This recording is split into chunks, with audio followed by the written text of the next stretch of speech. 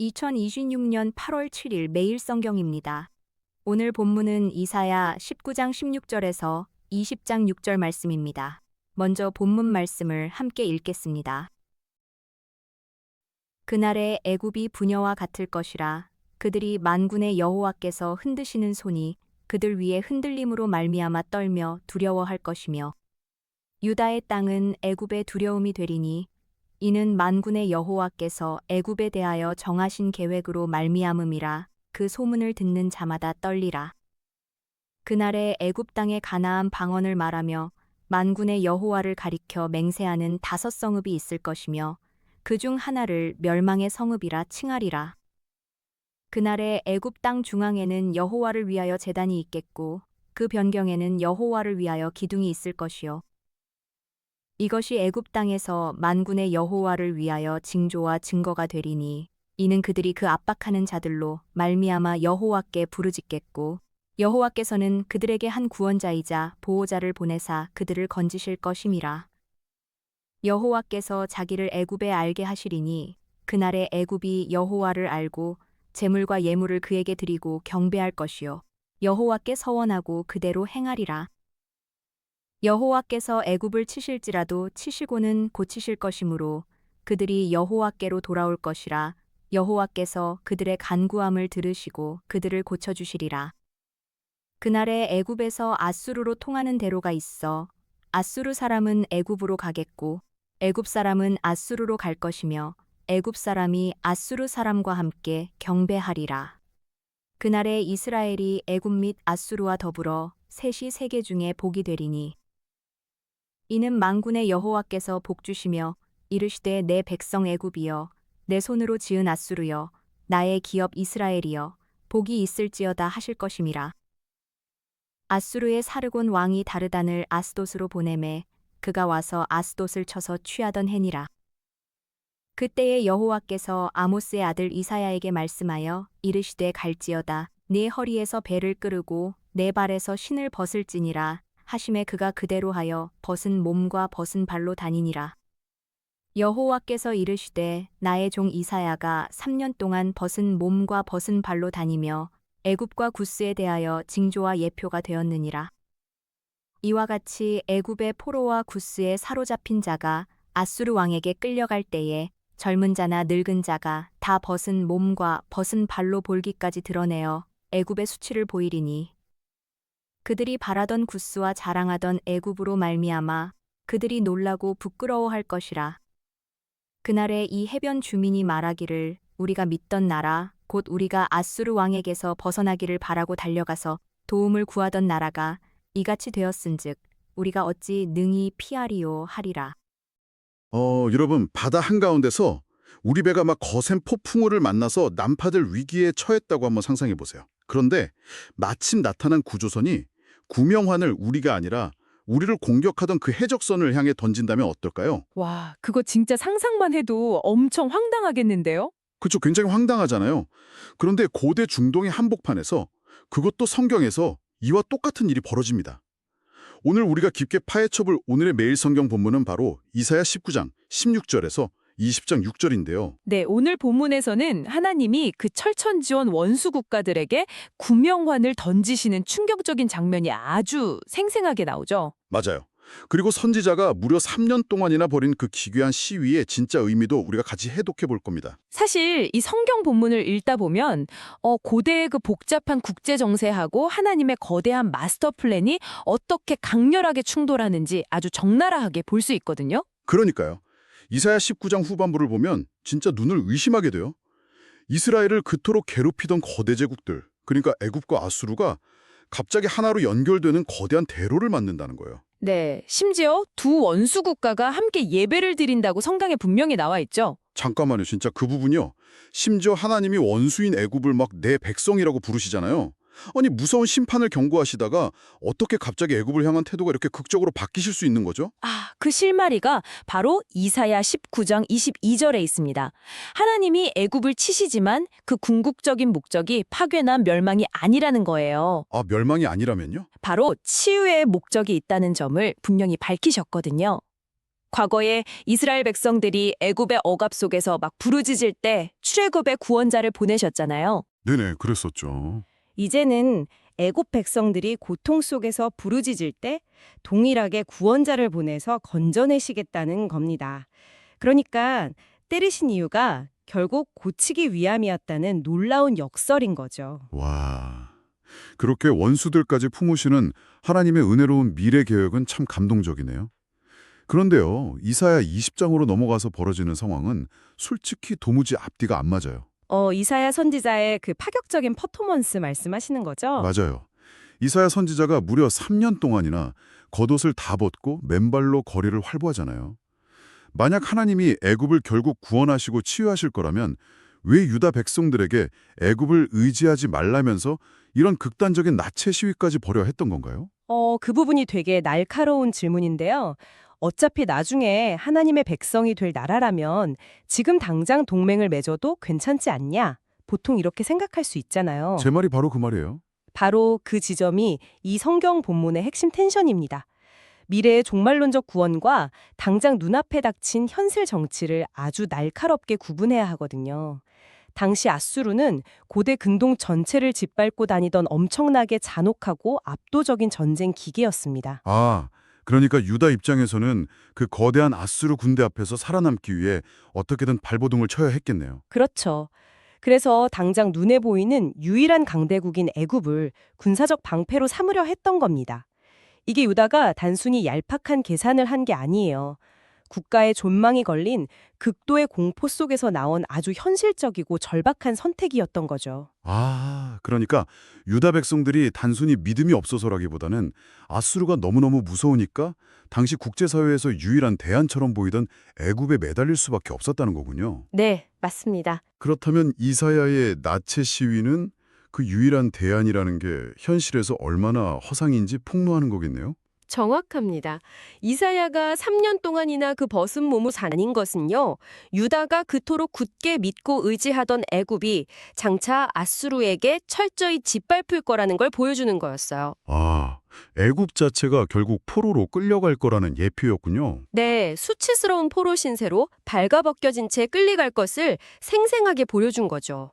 당장 눈에 보이는 군사력에 기대는 게 얼마나 헛되고 위험한 일인지를 선지자가 자신의 수치스러운 몸을 통해 시청각적으로 경고한 겁니다. 애굽은 결국 무너질 썩은 동아줄이니까 절대 꽉 잡지 말라는 거네요. 맞아요.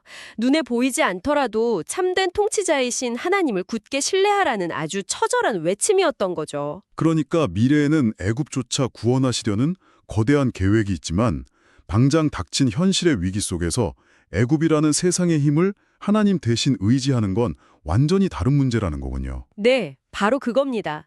눈앞에 공포에 압도당하면 우리는 막 시야가 좁아지잖아요. 그래서 당장 나를 구해줄 것 같은 그 눈에 보이는 힘에 굴복하게 되는데 그 거대한 간극을 이해하는 게 중요합니다. 오늘 우리가 깊이 살펴본 이사야 19장 16절에서 20장 6절은 정말 많은 것을 생각하게 만듭니다. 위기 앞에서 다급하게 광대국의 힘을 빌리려는 인간의 본능하고 원수마저 치유해서 내 백성으로 삼으시는 하나님의 웅장한 마스터 플랜이 묘하게 교차하네요. 네, 성경이 우리에게 던지는 아주 강력하고도 현실적인 메시지죠. 맞습니다. 그래서 오늘 이 심층 분석을 듣고 계신 여러분께 마지막으로 묻고 싶습니다. 여러분은 지금 삶에 몰아치는 거센 파도 앞에서 도대체 무엇을 꽉 쥐고 계신가요? 혹시 당장 눈에 보인다는 이유만으로 엉뚱한 세상의 동아줄에 잡고 안심하고 있는 건 아닌지 돌아봐야겠네요. 네, 결국에는 아수르 앞에 발가벗겨질 애굽처럼 허무하게 무너져 내릴 세상의 힘을 맹신하고 계신 건 아닌가요? 눈에 보이는 위기 너머에서 세상을 움직이시는 하나님의 크고 놀라운 계획을 오늘 하루 깊이 묵상해 보시기 바랍니다. 성경을 읽겠습니다. 이사야 33장에서 35장 말씀입니다. 너 학대를 당하지 아니하고도 학대하며 속이고도 속임을 당하지 아니하는 자여 화 있을진저 네가 학대하기를 그치면 네가 학대를 당할 것이며 네가 속이기를 그치면 사람이 너를 속이리라. 여호와여 우리에게 은혜를 베푸소서. 우리가 주를 앙망하오니 주는 아침마다 우리의 팔이 되시며 환난 때에 우리의 구원이 되소서. 요란한 소리로 말미암아 민족들이 도망하며 주께서 일어나심으로 말미암아 나라들이 흩어졌나이다. 황충의 때같이 사람이 너희의 노량물을 모을 것이며 메뚜기가 뛰어오름 같이 그들이 그 위로 뛰어오르리라. 여호와께서는 지극히 존귀하시니 그는 높은 곳에 거하심이요 정의와 공의를 시온에 충만하게 하심이라. 내 시대에 평안함이 있으며 구원과 지혜와 지식이 풍성할 것이니 여호와를 경외함이 내 보배니라. 보라, 그들의 용사가 밖에서 부르짖으며 평화의 사신들이 슬피 곡하며 대로가 황폐하여 행인이 끊어지며 대적이 조약을 파하고 성읍들을 멸시하며 사람을 생각하지 아니하며 땅이 슬퍼하고 쇠잔하며 레바논은 부끄러워하고 마르며 사로는 사막과 같고 바산과 갈멜은 나뭇잎을 떨어뜨리는도다. 여호와께서 이르시되 내가 이제 일어나며 내가 이제 나를 높이며 내가 이제 지극히 높아지리니 너희가 결을 잉태하고 짚을 해산할 것이며 너희의 호흡은 불이 되어 너희를 삼킬 것이며 민족들은 불에 굽는 횃돌 같겠고 잘라서 불에 사르는 가시나무 같으리로다. 너희 먼 데에 있는 자들아 내가 행한 것을 들으라. 너희 가까이에 있는 자들아 나의 권능을 알라.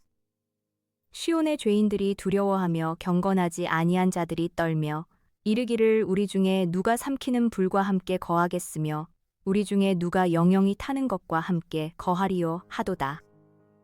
오직 공의롭게 행하는 자, 정직히 말하는 자, 토색한 재물을 가증히 여기는 자, 손을 흔들어 뇌물을 받지 아니하는 자, 귀를 막아 피 흘리려는 꾀를 듣지 아니하는 자, 눈을 감아 악을 보지 아니하는 자. 그는 높은 곳에 거하리니 견고한 바위가 그의 요새가 되며 그의 양식은 공급되고 그의 물은 끊어지지 아니하리라. 내 눈은 왕을 그의 아름다운 가운데에서 보며 광활한 땅을 눈으로 보겠고 내 마음은 두려워하던 것을 생각해내리라. 계산하던 자가 어디 있느냐? 공세를 계량하던 자가 어디 있느냐? 망대를 계수하던 자가 어디 있느냐? 네가 강포한 백성을 보지 아니하리라. 그 백성은 방언이 어려워 네가 알아듣지 못하며 말이 이상하여 네가 깨닫지 못하는 자니라. 우리 절기의 시온 성을 보라.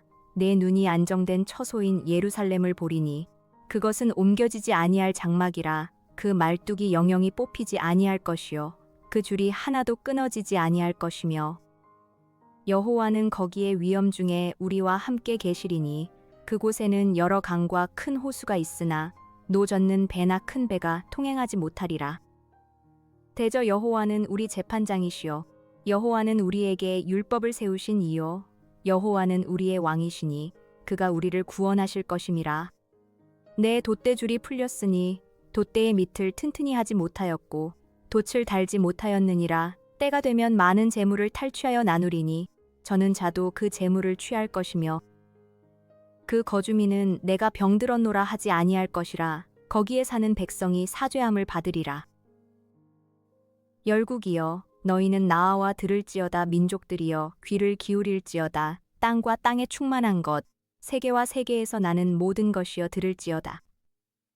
대저 여호와께서 열방을 향하여 진노하시며 그들의 만군을 향하여 분내사 그들을 진멸하시며 살육당하게 하셨은즉 그 살육당한 자는 내던진 바 되며 그 사체의 악취가 솟아오르고 그 피에 산들이 녹을 것이며 하늘의 만상이 사라지고 하늘들이 두루마리 같이 말리되 그 만상의 쇠자남이 포도나무 잎이 마름 같고 무화과나무 잎이 마름 같으리라.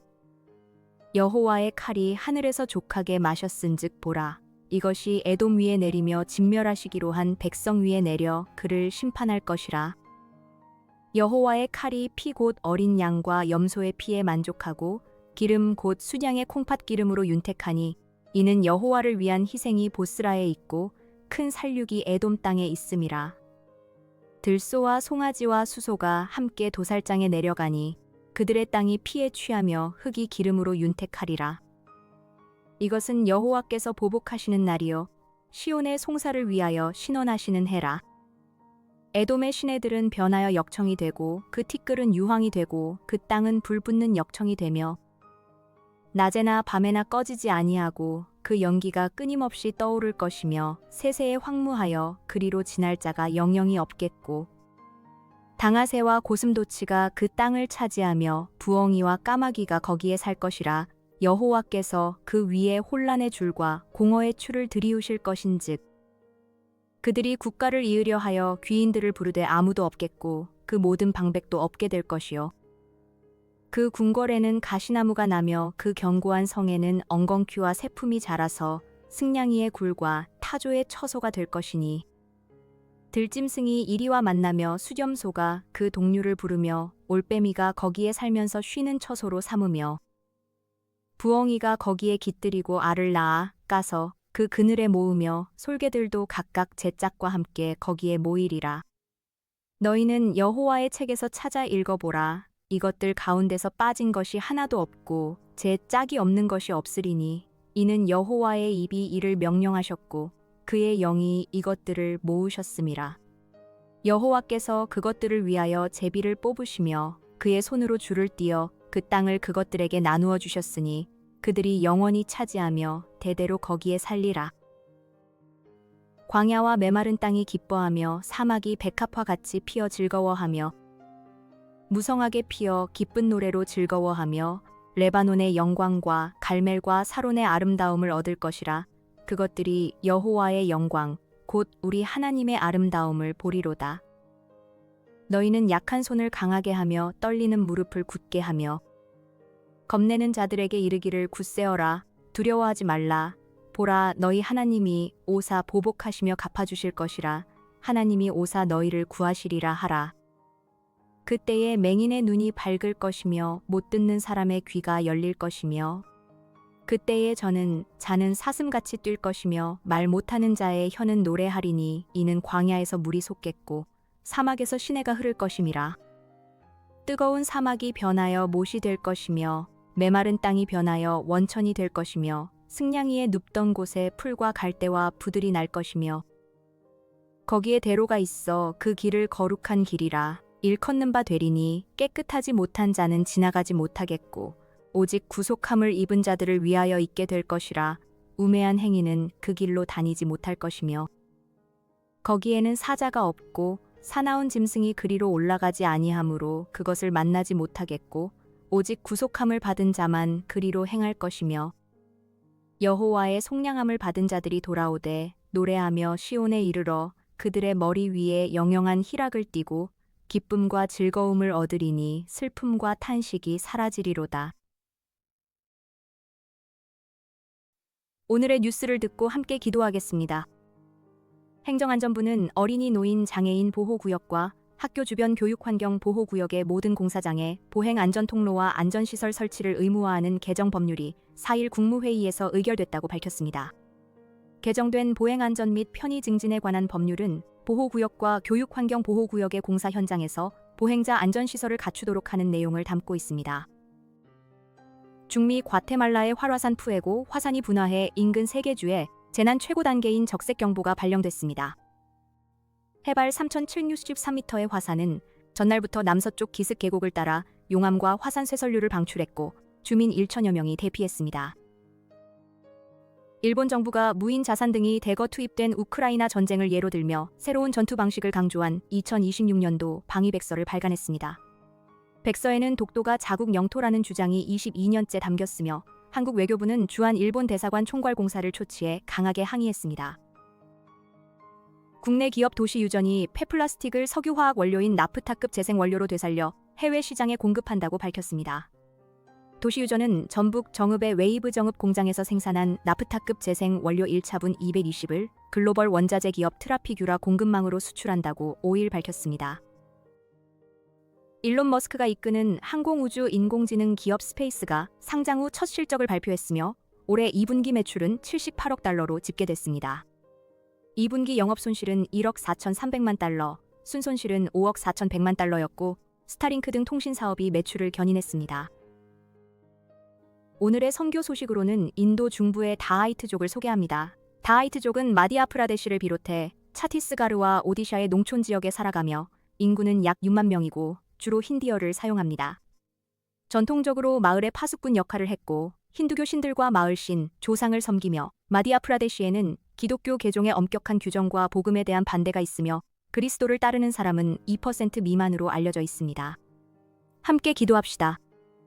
어린이, 노인, 장애인 보호구역과 학교 주변 공사장의 보행안전통로와 안전시설 의무가 현장에서 제대로 지켜지고 모든 보행자가 안전하게 보호받도록 기도합시다. 과테말라 푸에고 화산 분화로 대피한 주민들을 지켜주시고 화산 활동이 안정되며 피해 지역의 안전한 회복이 이루어지도록 기도합시다. 일본의 방위백서로 한일 간 긴장이 높아지지 않게 하시고 무력 충돌의 위협이 줄어들며 동북아의 평화가 세워지도록 기도합시다. 폐플라스틱을 재생 원료로 되살리는 기술이 환경을 돌보고 산업에 책임 있는 전환에 기여하도록 기도합시다. 인도 중부의 다하이트족에게 복음의 문을 열어주시고 복음 방송과 성경이 전해지며 현지 신자와 사역자들이 보호받고 담대히 예수 그리스도를 증언하게 하소서. 나라와 민족, 열방 선교지와 섬기는 교회를 위해 기도합시다.